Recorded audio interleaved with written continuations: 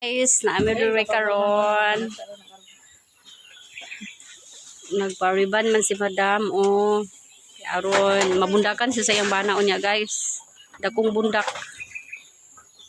Tsura na akong ano guys, so akong bisita. Ako mga bisita guys. Mga kuan guys, mga tamsi. Tamsi, tambok na sexy.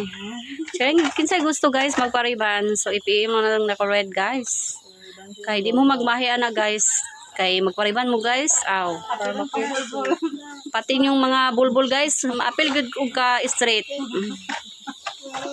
Don't mind the background guys ha. Kay wala ko naka-arrange. Kay na busy ang person guys.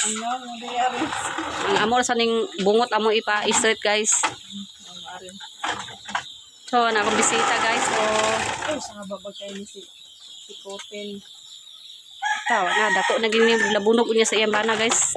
Lagunog Kay sa lubi. straight naman yung hair. Ang buhok may tirahan din.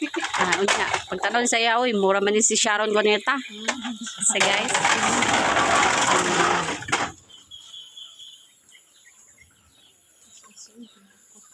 Sayang lang kay ang buhok guys kay nadaot atong pagpariban niya daw ko sa Cagayan. Amot og kinsa nagriban ni sa imbuhok kay ang buhok na nga putol-putol, anugon kaayo.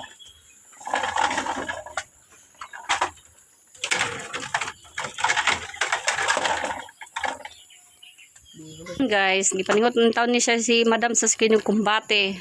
Nagkaba di kabadaan na madato guys nga sleep and right aning panginabuhi. Magluto pag alakart, magbuhat pa og mingoplot, napay riban ay yahay bagi kay daning kuan oy. Sada. Nyana magi nang kinabuhi. Utang Lipay. Kisay gusto magpalit sa manok guys. Naray ako pasinambog diri sa kuano sa akong tugangan guys oh. To daghan kaayo. Sada. 500 ang kilo. Gabi na sa ng 500 kilo. 100 ang kilo guys. Halin na mo diri. Kaya ako man.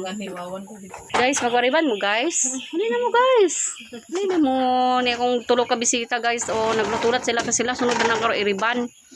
O kani si Madam unya sure na bundak na later.